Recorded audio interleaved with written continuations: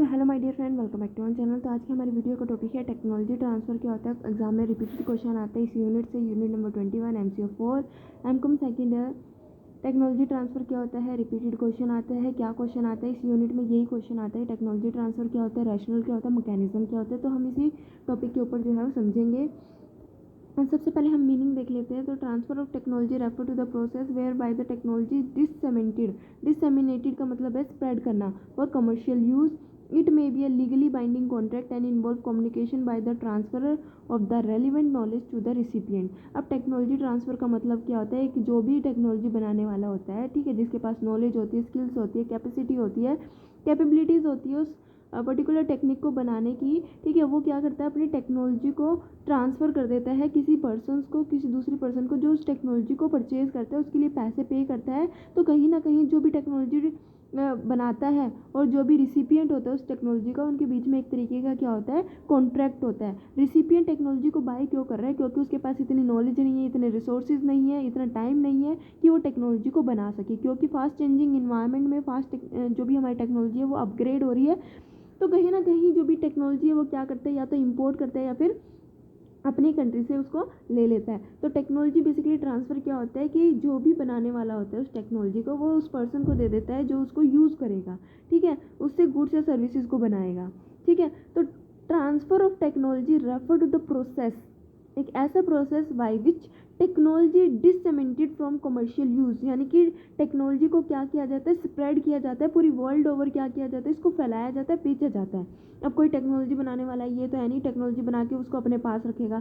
कहीं ना कहीं उस टेक्नोलॉजी को बनाने के लिए उसमें बहुत सारा पैसा लगा हुआ होता है, ठीक है, बहुत सारी स्किल्स लगी होती है, नॉलेज लगी होती है। तो उसको क्या करता है, मार्केट में सेल आउट करता है, उसको पेटेंट करवाता है, ठीक है। तो क्या होता है कि जो भी टेक्नोलॉजी बनाने वाला होता है, जो रिसिपिएंट होता है, इनके बीच में एक तरीके का लीगल कॉन्ट्रैक्ट होता है। It may be a legal binding contract and involve communication by the transferor, ठीक है। जो भी टेक्नोलॉजी जिसने बनाई है वो क्या करता है, टेक्नोलॉजी को ट्रांसफ़र करता है। सिर्फ एक टेक्नोलॉजी को ट्रांसफ़र नहीं करता, बल्कि ये बताता है, उस टेक्नोलॉजी के रिगार्डिंग नॉलेज भी देता है कि किस तरीके से इसको यूज़ करना है, किस तरीके से इसको ऑपरेट करना है।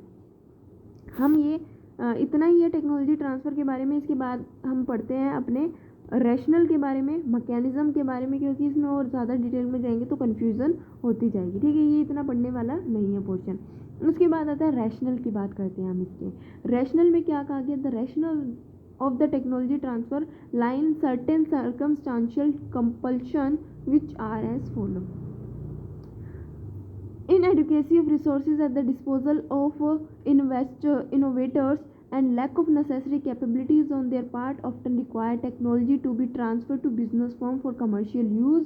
यानी कि जो टेक्नोलॉजी को इनोवेट करते हैं, बनाते हैं, ठीक है, वो क्या करते हैं, टेक्नोलॉजी को ट्रांसफ़र करते हैं उन बिजनेस फर्म्स को उनके कमर्शियल यूज़ के लिए, क्योंकि उनके पास इतनी टेक्नोलॉजी नहीं होती, उनके पास इतनी कैपेबिलिटीज़ नहीं होती कि वो क्या कर सके, उसको खुद बना सके। इसलिए वो क्या करते हैं, ट्रांसफ़र करते हैं। Inadequacy of the resources at the disposal of innovators and lack of necessary capabilities on their part often require technology to be transferred। इतनी नॉलेज नहीं है, इतने रिसोर्सेज नहीं है कि वो टेक्नोलॉजी को बना सके, इसलिए वो क्या करते हैं, टेक्नोलॉजी को ट्रांसफ़र करते हैं to the business firms for their commercial use।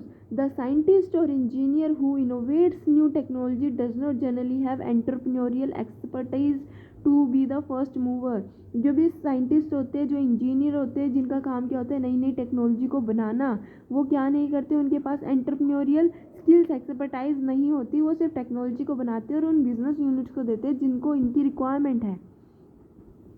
Scientist or engineer who innovates new technology does not generally have the entrepreneurial expertise to be the first mover। Commercial use of technology is both expensive and risky, ठीक है, involving high pioneering cost of patenting or compliance with regulatory conditions, beside uncertainty of product demand and investment required to install plant and equipment। The user of technology in most cases is thus a promoter of business venture। क्या होता है कि जो भी commercial use होता है, ठीक है, टेक्नोलॉजी का जो कमर्शियल जो बिज़नेस के अंदर हम टेक्नोलॉजी यूज़ करते हैं, तो टेक्नोलॉजी बहुत ज़्यादा एक्सपेंसिव होती है।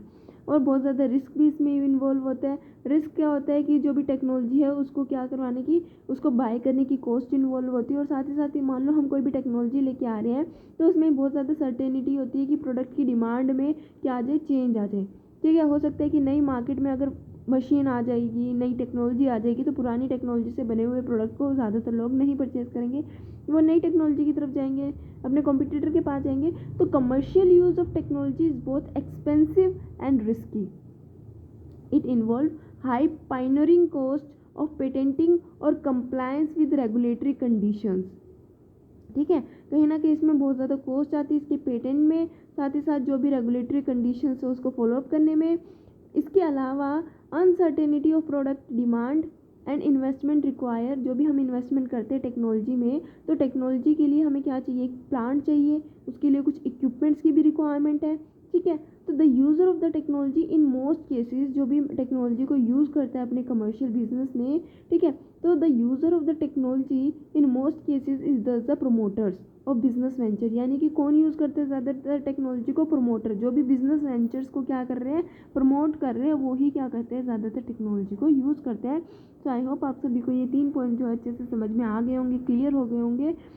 सो उसके बाद आता है developing countries which are technological backward need to acquire appropriate technology from developed countries to ensure faster industrial growth and or improve productive efficiency। Developing country के पास इतनी अच्छी टेक्नोलॉजी नहीं होती, इसलिए डेवलपिंग कंट्री को क्या करना पड़ता है, जो भी टेक्नोलॉजी है, ठीक है, जो भी अप्रोप्रिएट टेक्नोलॉजी की रिक्वायरमेंट है वो डेवलप कंट्री से क्या करते हैं, मंगवाते हैं, ताकि उनकी इंडस्ट्री की जो है फास्टर ग्रोथ हो सके, उनकी जो प्रोडक्टिव इफिशियंसी है वो क्या हो सके, इम्प्रूव हो सके। ठीक है, उसके बाद आता है transfer of technology is also prompted by competitive market.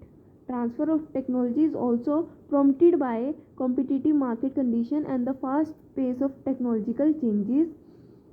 Research organization, university and other institutions undertake and engages are technological research project aiming at transfer of new technology to the highest bidders। ठीक है, तो ये थे हमारे आज के point. I hope आप सभी को जो है वो समझ में आ गए होंगे इसके क्या रेशनल्स है।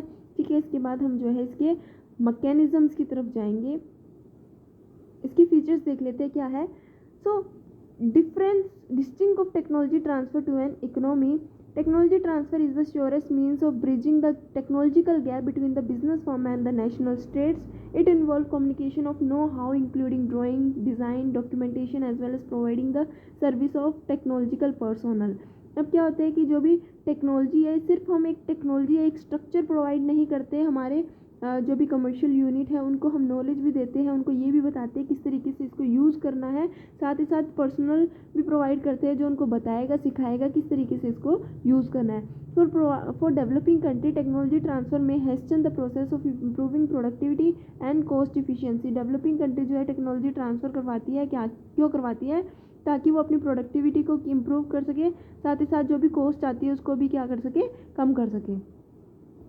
उसके बाद आता है ट्रांसफ़र ऑफ एप्रोप्रिएट टेक्नोलॉजी में incorporate more features to a product as well as lead to better quality. अब जो हम टेक्नोलॉजी को ट्रांसफ़र करते हैं, ठीक है, टेक्नोलॉजी ट्रांसफ़र क्यों की जाती है, डेवलप कंट्री से डेवलपिंग कंट्री में जो भी कमर्शियल बिजनेस फर्म है वो लेके आती है, ताकि वो अपने प्रोडक्ट की क्वालिटी को एनहेंस कर सके और अच्छा बना सके। Global competition can be met effectively by developing country with technology transfer involving economy of scale and through chances in global sourcing of business operations. यानी कि जो भी हमारी डेवलप्ड कंट्री है वो क्या करती है, टेक्नोलॉजी को ट्रांसफ़र करती है ताकि वो कॉम्पिटिटिव इन्वायरमेंट में सर्वाइव कर सके, इफेक्टिव तरीके से जो है सर्वाइव कर सके कंपटीशन में, साथ ही साथ इकोनॉमी ऑफ स्केल को भी वो अचीव कर सके और ग्लोबल सोर्सिंग भी कर सके। ठीक है, उसके बाद आता है मैकेनिज्म। मैकेनिज्म क्या होता है, the mechanism involve in transfer of technology varies according to the form of such transfer। First है licensing agreement। The mechanism related with licensing agreement is the process whereby technical expertise of the licensor is used by the licensee on the basis of terms and conditions laid down in an agreement between them। अब क्या होता है कि जो भी licensing agreement, जो भी technology बनाने वाला होता है वो अपने क्या करता है, टेक्नोलॉजी को पेटेंट करवा लेता है, ताकि कोई भी उसके जैसा जो है यूज़ ना कर सके, कोई भी उसके जैसी नई मशीन ना ले के आए, कोई उसका आइडिया चोरी ना कर सके। तो क्या करता है हमारा जो भी टेक्नोलॉजी बनाने वाला होता है वो पेटेंट करवा देता है। अब वो क्या करता है, उसको उन लोगों को देता है, ताकि वो उसको यूज़ कर सके थ्रू लाइसेंस। क्या, ठीक है, किसके थ्रू, लाइसेंस के थ्रू।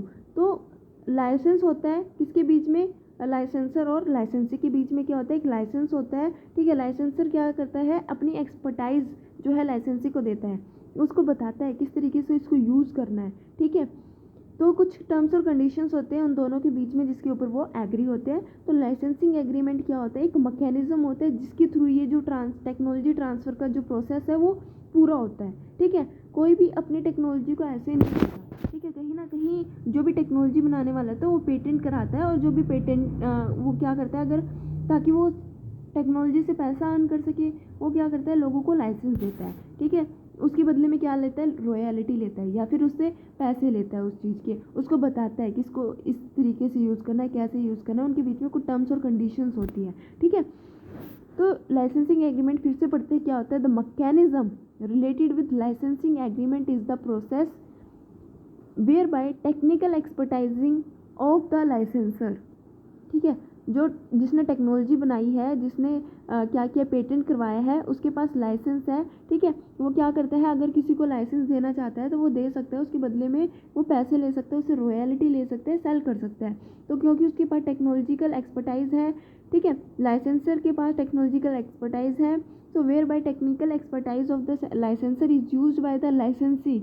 और वो लाइसेंसी क्या करेगा, उस टेक्निकल एक्सपर्टाइज को यूज़ करेगा, तभी वो उस टेक्नोलॉजी का यूज़ कर पाएगा on the basis of the terms and conditions laid down in the agreement between them. जो भी एग्रीमेंट होगा उसके बीच में जो भी टर्म्स और कंडीशन होगी उस एग्रीमेंट में पर्टिकुलरली मेंशन होगी।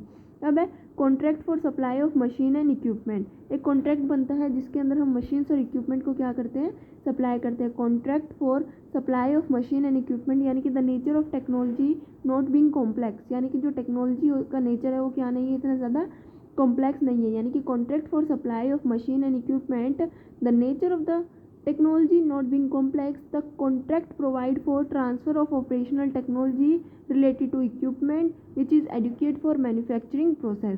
यानी कि यहाँ पे हम क्या करते हैं, एक पर्टिकुलर मशीन को, इक्विपमेंट को सप्लाई करते हैं। टेक्नोलॉजी क्या है, एक तरीके की मशीन है, एक तरीके का इक्विपमेंट है जो सप्लाई किया जाता है ताकि उसका यूज़ करके गुड्स या सर्विसेज को मैन्युफैक्चर किया जा सके।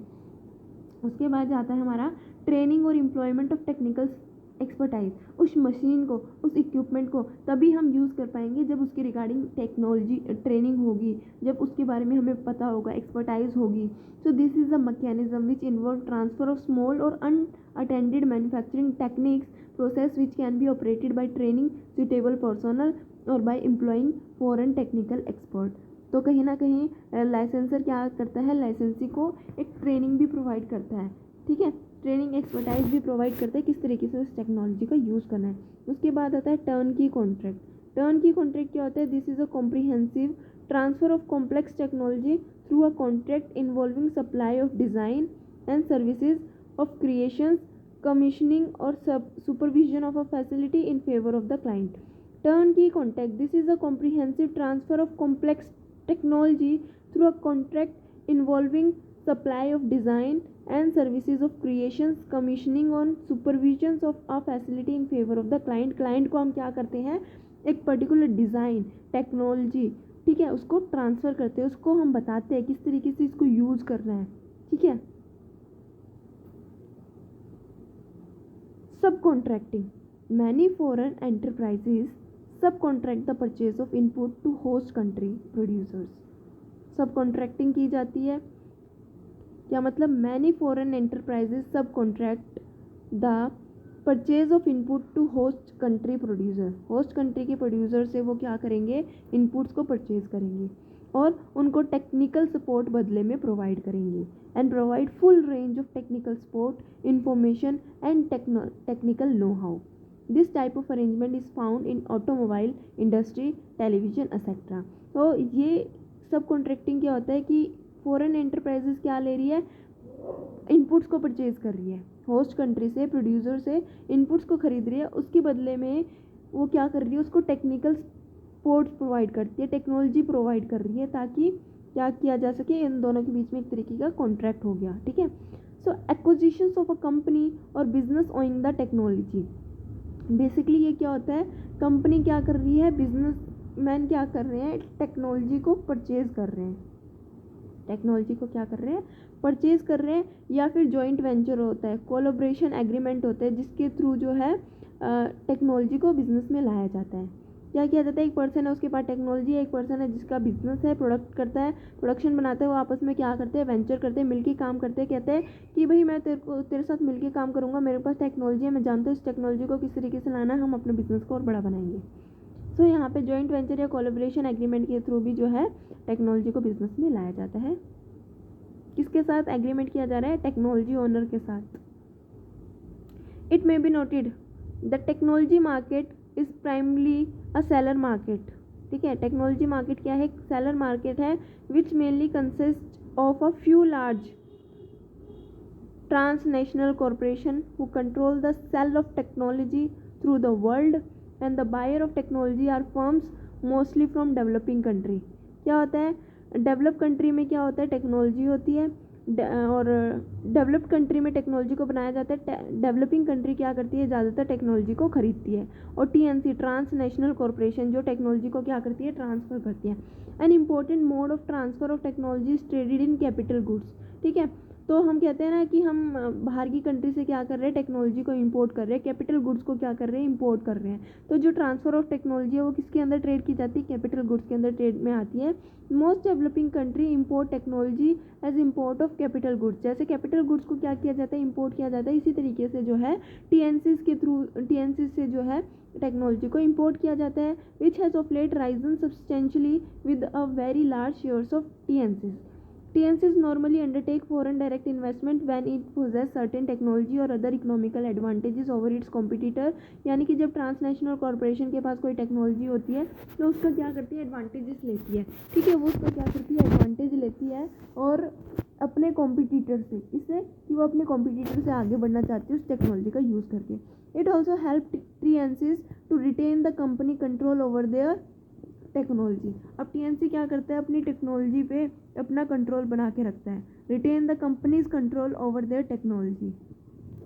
ठीक है, the creation of production facility by TNC is high and medium research intensive industry can employ technology transfer not merely through a skills and a new way of organizing the production process।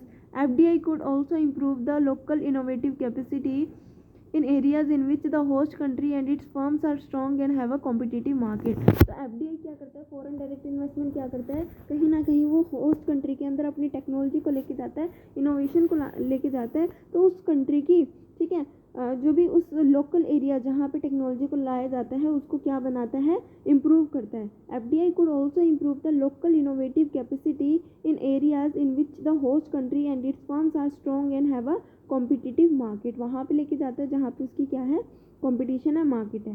तो ये थी आज की हमारी video. I hope सभी को आपको समझ में आया होगा टेक्नोलॉजी ट्रांसफ़र क्या होता है। जितना इजी तरीके से हो सकता था मैंने समझाने की कोशिश की है।